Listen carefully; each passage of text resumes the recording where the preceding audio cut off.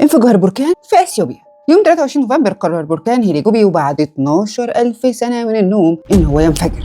نسأل بقى الأسئلة المهمة، اشمعنى دلوقتي قرر إن هو ينفجر؟ وهل ده ليه علاقة بانفصال أثيوبيا عن قارة أفريقيا؟ اتقل آخر الفيديو.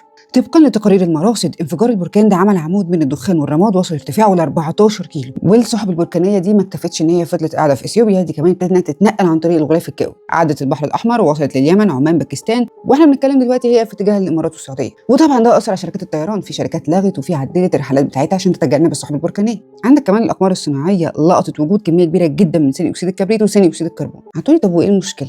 هقول لك ان ثاني اكسيد الكبريت ده بيعمل لك حاجه اسمها امطار حامضيه، لو نزلت على المباني بعملها تاكل، لو نزلت على اراضي زراعيه بتسبب لها تلف، لو نزلت في الميه بتسبب فيها تلوث. ده غير كمان ان الغازات دي بتاثر على التنفس وبتسبب التهاب في العين والحلق والرئه. طيب برضو ايه اللي صح البركان بعد السنين دي كلها؟ العلماء بترجح كذا سيناريو. اول سيناريو هو بسبب التريبل جانكشن. عندك اثيوبيا واقعه في منطقه التقاط الثلاثه بليت تكتونكس، الافريقيه الصوماليه والعربيه. الثلاثه دول في حركه مستمره تباعديه، بيبعدوا عن بعض. لما الصفائح بتبعد عن بعض، المنطقه اللي في النص بتبقى ضعيفه ورقيقه، وكمان ممكن يحصل فيها شقوق. الطبقه اللي تحت القشره الارضيه على طول اللي هي المنتل فيها ماجما تحت ضغط عالي جدا. الماجما دي نفسها انها تهرب من الضغط العالي للضغط الواطي، فبتبتدي انها تدور في القشره الارضيه على اكتر حته ممكن تكون ضعيفه تنط منها للسطح، فبتبتدي تتوجه للمكان اللي انا قلت لك عليه ده وتطلع منه. ما تنساش كمان ان الماجما فيها كميه غازات محبوسه جواها فظيعه، فالماجما لما بتتجه من الضغط العالي للضغط الواطي بتبتدي الغازات دي انها تتمدد وتفرقع. هو ده اللي بيعمل لك الانفجارات العنيفه. تاني سيناريو معانا ان في تحت البركان ده حاجه اسمها ماجما شيمبر، او غرف بتتجمع فيها الماجما. الغرفه دي لو حصل لها كولابس او انهارت بيحصل زي ما تقول كده كانك جبت ازازه حاجه ساقعه ورجيتها جامد جامد جامد جامد وفتحت الغطا.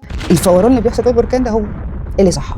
طب ايه بقى موضوع ان اثيوبيا مش هتبقى في افريقيا وهتنفصل عنها ده؟ بس خلينا متفقين ان الفتره الجايه وعلى المدى البعيد هتسمع كتير عن زلازل البراكين ابتدت ان هي تصحى او تحصل في اثيوبيا وجيبوتي. ده هيبقى العادي. ده بقى بسبب ايه؟ بليت تكتونكس، برضه حركات تكتونيه. المره دي في عندنا الصفيحتين، الصومالي بليت ونوبيان بليت، الصفيحه الصوماليه والصفيحه النوبيه. الاثنين دول في حركه تباعديه بيبعدوا عن بعض كل سنه من 2 ل 7 ملم.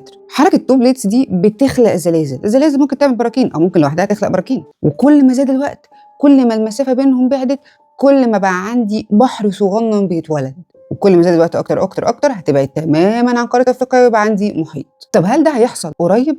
انت عندك التباعد الاولاني اللي هيخلق البحر الصغير هياخد له من 5 ل 10 مليون سنه، والانفصال التام وتكون المحيط هياخد لك من 20 ل 50 مليون سنه. اهم حاجه دلوقتي ان انت تتابع المراصد بتاعت بلدك وتتبع اجراءات السلامه لو السحابه البركانيه رايحه عليك. اخيرا وليس اخيرا، اهلا بيك في سلسله يا ستار يا رب، السلسله اللي بنشرح فيها الظواهر الطبيعيه والكوارث اللي بتحصل حوالينا في الكوكب بكل سهوله.